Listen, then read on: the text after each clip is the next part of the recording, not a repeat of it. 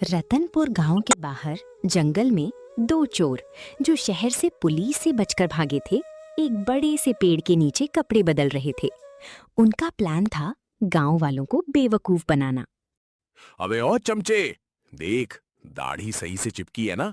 कहीं गांव वालों के सामने निकल गई तो सीधा जेल जाएंगे। एकदम झक्कास लग रहे हो बाबा जी। अब आप चोर नहीं, हिमालय वाले तपस्वी बाबा हो। बस थोड़ा भारी आवाज में बात करना।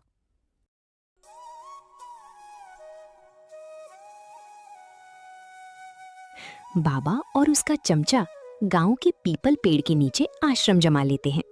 चमचा जोर जोर से चिल्लाकर गांव वालों को इकट्ठा करता है।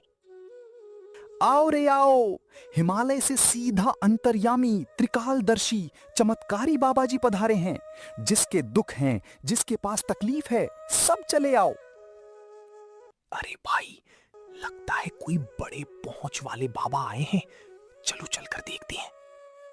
गांव का सबसे सीधा और भोला लड़का भोलू सबसे पहले अपना दुखड़ा लेकर पहुंचता है। बाबा आंखें बंद करके बैठा होता है। बाबा जी प्रणाम। मैं बहुत परेशान हूँ। मेरी भैंस पिछले 2 दिन से दूध नहीं दे रही। कुछ कृपा करो बाबा। ओम श्रीम ह्रूम फट। बच्चा, मुझे दिख रहा है तेरी भैंस खाना तो खा रही है, पर दूध अंदर ही छिपा रही है। उस पर दुष्ट आत्मा का साया है। भोलू बाबा की बात सुनकर दंग रह जाता है और डर जाता है। हे भगवान, दुष्ट आत्मा, उपाय बताओ बाबा जी। उपाय बहुत कठिन है बच्चा। तुझे कल सुबह तक 2 किलो असली देसी घी और 500 रुपए मेरे इस झोले में चढ़ाने होंगे, तभी वो आत्मा भागेगी। मैं अभी लेकर आता हूँ बाबा जी। आप तो सच्चाई के देवता हो।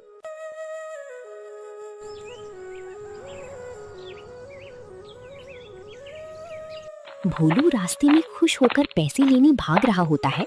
तभी उसे गौरव मिलता है, जो दिमाग का बहुत तेज है। अबे भोलू, कहाँ अपनी धोतियां उड़ाते हुए भागा जा रहा है? किसी ने पीछे कुत्ता छोड़ दिया क्या? अरे गौरव, गांव में चमत्कारी बाबा आए हैं। उन्होंने बिना बताए जान लिया कि मेरी भैंस दूध नहीं दे रही। मैं उन्हें घी और 500 रुपए देने जा रहा हूँ। गौरव भोलू की बात सुनकर समझ जाता है कि दाल में कुछ काला है। अबे बुद्धू, तेरी भैंस बीमार है, ये बात पूरे गांव को पता है। उस ढोंगी ने तेरे कान खड़े कर दिए और तू मान गया? चल हट, तू हमेशा सबको शक की निगाह से दिखता है। बाबा जी अंतर्यामी हैं। अच्छा बेटा, चलो आज इस हिमालय वाले कबूतर की पोल खोलनी ही पड़ेगी। गौरव भी बाबा के दरबार में पहुंचता है और सबके सामने लाइन में बैठ जाता है। अब गौरव की बारी आती है। हाय बाबा जी, मैं तो बर्बाद हो गया। मेरी किस्मत ही खराब है। क्या हुआ बच्चा? अपने दुख का बुरा नसीब खोलो यहाँ।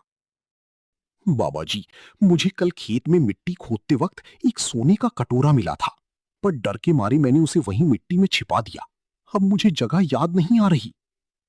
सोने का नाम सुनते ही बाबा और उसके चमचे की आंखों में 440 वोल्ट का बल्ब जल जाता है।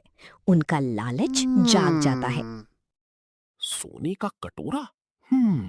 बच्चा, मेरी तीसरी आंख दिखा रही है कि वो कटोरा तेरे घर के पीछे वाले पीपल पेड़ के नीचे दबा है। वाह बाबा जी, आप तो सच में ज्ञानी हो, पर मैं उसे निकालूं कैसे? बाबा अब गौरव को फंसाने के लिए अपना सबसे बड़ा जाल बिखेरता है। देख बच्चा, उस सोने के कटोरे पर एक काला जिन बैठा है। अगर तू आज रात 12 बजे अपने घर का सारा सोना और नकदी लेकर मेरे पास नहीं आया, तो वो जिन तेरे पूरे परिवार को खा जाएगा। हाय भगवान।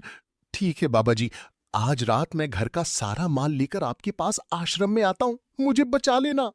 बाबा के पास से निकलकर गौरव सीधा सरपंच जी और गांव वालों के पास जाता है और उन्हें पूरा प्लान बताता है।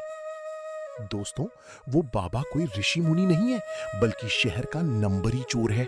आज रात उसने मुझे सोना लेकर बुलाया है। हम उसे रंगे हाथों पकड़ेंगे। यानी मेरी भैंस पर कोई आत्मा नहीं है? अबे आत्मा तेरे दिमाग में है। सब लोग आज रात डंडे लेकर तैयार रहो।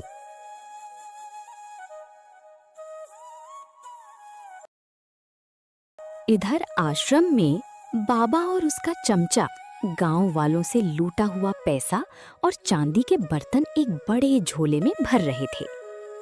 बाबा जी, मजा आ गया। गांव वालों से करीब 30,000 रुपए इकट्ठा हो गए हैं। अब इस गौरव का सोने का कटोरा लेते हैं और सीधा मुंबई की ट्रेन पकड़ते हैं।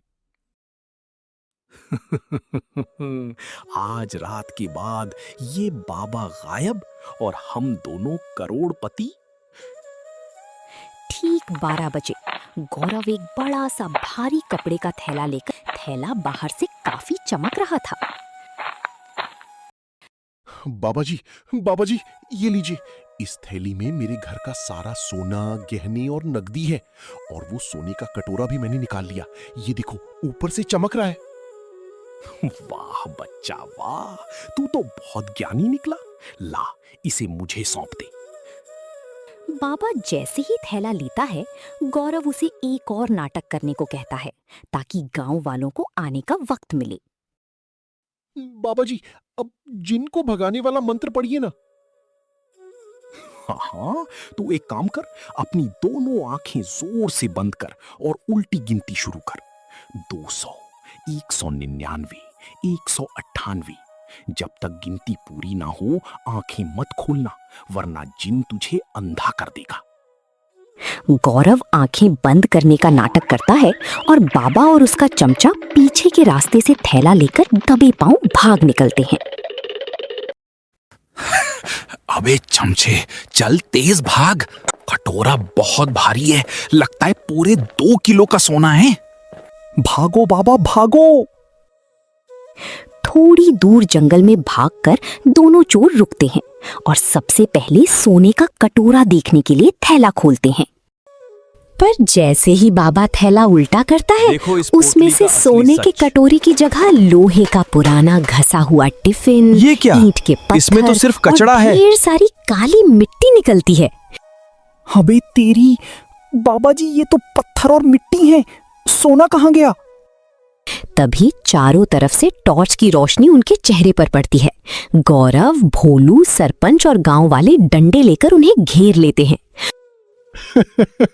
क्यों बाबा जी, जिन्नी सोने को मिट्टी बना दिया क्या?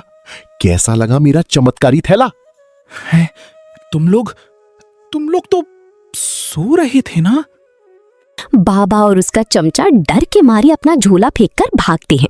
गांव वाले उनके पीछे लाठियां लेकर दौड़ाते हैं। अबे ओए हिमालय के झूठे कबूतर, रुक, तुझे मैं असली घी खिलाता हूं।